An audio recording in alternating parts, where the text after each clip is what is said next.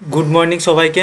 আজকে 12 তারিখ। তো গতকাল আমাদের সুন্দর কিন্তু সেট আপ এই জায়গাতে একদম ফার্স্ট আওয়ারে।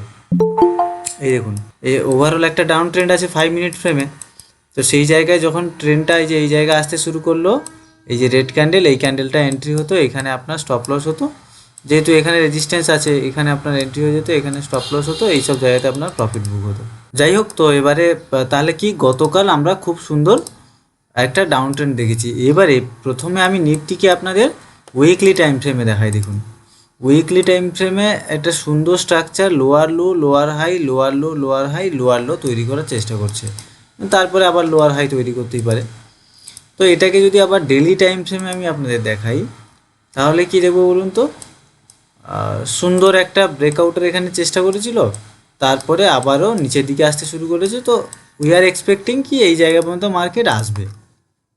এই জায়গা বলতে প্রিভিয়াস লো, এই জায়গা পর্যন্ত মার্কেট অ্যাটলিস্ট আসবে। তবে এখানে একটু উপরে যেতে পারে, তারপরে আসতে পারে, বা সোজাও আসতে পারে। সেটা মার্কেটের উপরে ডিপেন্ড করছে। আমরা আমাদের যে থাম্ব রুল আছে, 4-5টা আমাদের, 4 থেকে 5টা যে আমাদের নির্দিষ্ট নিয়ম আছে, সেইগুলোর উপরে রিলাই করে তারপরে ট্রেড পাঞ্চ করব। ঠিক আছে?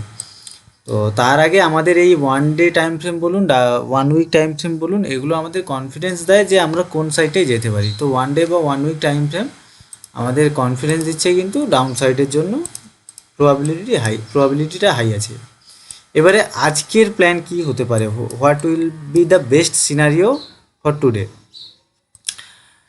1 নম্বর হচ্ছে ডাউন ট্রেন্ডে সবচেয়ে ভালো প্ল্যান, ডাউন ট্রেন্ডে এবং 1 নম্বরে রাখছি এটাকে 1 নম্বর প্ল্যান। সেটা হচ্ছে নিফটি এই যে নিচে আসছে, আরেকটু নিচে আসতে দিন।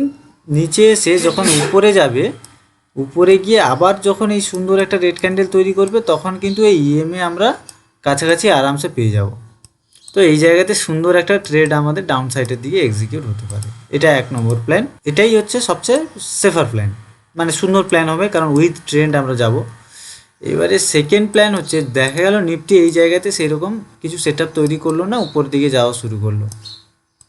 সেক্ষেত্রে আমরা কিন্তু এই জায়গাতে কিছু প্ল্যান করব না, কারণ একটু যেতে সময় দিতে হবে নিফটিকে। তো এই জায়গার উপরে গেলে, এই জায়গার উপরে গেলে উইথ ট্রেন্ড, তখন আমরা দেখব যে 5 মিনিট ফ্রেমে একটা ট্রেন্ড তৈরি হয়েছে কি না, তারপর সেই প্ল্যানিংটা করব। ঠিক আছে? তাহলে আমরা নিফটিকে চলতে দিই। তার সাথে সাথে আমরা কিছু স্টকসও দেখতে থাকি, যদি কোনো স্টকসে আমাদের কাছে অপরচুনিটি আসে। তো এখানে পলিসি বাজারে, ঠিক আছে, একটা এন্ট্রি আমি করছি। কত হয়েছে? 58 টাকা 45 পয়সা অ্যাভারেজ প্রাইস। 58 টাকা 40-এ রাখ দিয়েছি। অলমোস্ট 5 পয়েন্ট মতো স্টপ লস হবে। ঠিক আছে? 5 পয়েন্ট মতো আপাতত টার্গেট থাকুক, তারপরে মার্কেট কন্ডিশান দেখে 1:1 টার্গেট থাকুক। ঠিক আছে? তারপরে মার্কেট কন্ডিশান থেকে বলছি।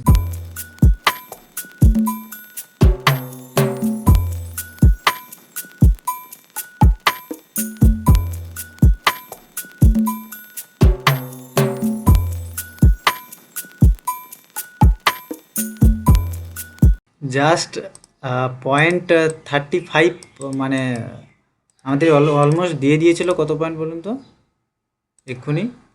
ওই 4 পয়েন্ট সামথিং। 4.80 মতো।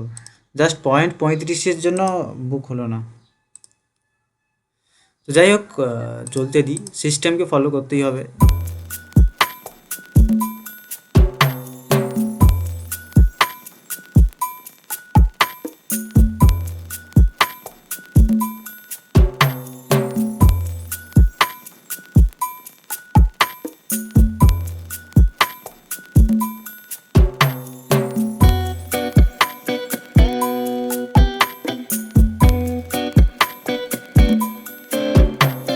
ঠিক আছে, 1.5 লাখ টাকা স্টপ লস এখন হিট করে গেছে। 1.75 আগে হচ্ছে। হ্যাঁ, তোমার লিমিট অর্ডার লাগানো ছিল তো, এ প্রতিশত তো? হ্যাঁ স্যার। যাই হোক, তো এইটা যদি এইটা যদি রেড ক্লোজ করতো, খুব সুন্দর টার্গেট পেয়ে যেতাম, কিন্তু যেহেতু করেনি, ঠিক আছে, ইটস ওকে। আজকে মনে হয় 2 মাস পর মতো আমাদের লাইভে স্টপ লস হিট হলো। তো ইটস পার্ট, এটা নিয়ে আমাদের কিছু করারও নেই। তবে হ্যাঁ, নিফটিতে কিন্তু কোনো সেট আপ তৈরি হয়নি। এখানে একটা সেট আপ হয়েছিল, তো সেই অনুযায়ী আমরা এন্ট্রিটা নিয়েছিলাম। এর আগে এই সেট আপটা এর আগে এখানেও তৈরি হয়েছিল, যেহেতু রিস্ক রিওয়ার্ড ম্যাচ করেনি সেই জন্য নেওয়া হয়নি। তারপরে এখানে তৈরি হতে নেওয়া হয়েছে, তবে হ্যাঁ একটু রিস্কি নেওয়া হয়েছে। আমি বলেছিলাম যে 9 ইএমএটা একটু রিস্কি হবে, ঠিক আছে কোনো ব্যাপার নয়, নর্মাল ব্যাপার, আমরা সিস্টেমকে ফলো করেছি, আর এর থেকে বড় কথা আর কিছু না। আমি বন্ধ করলাম, আবার কালকে দেখা হচ্ছে।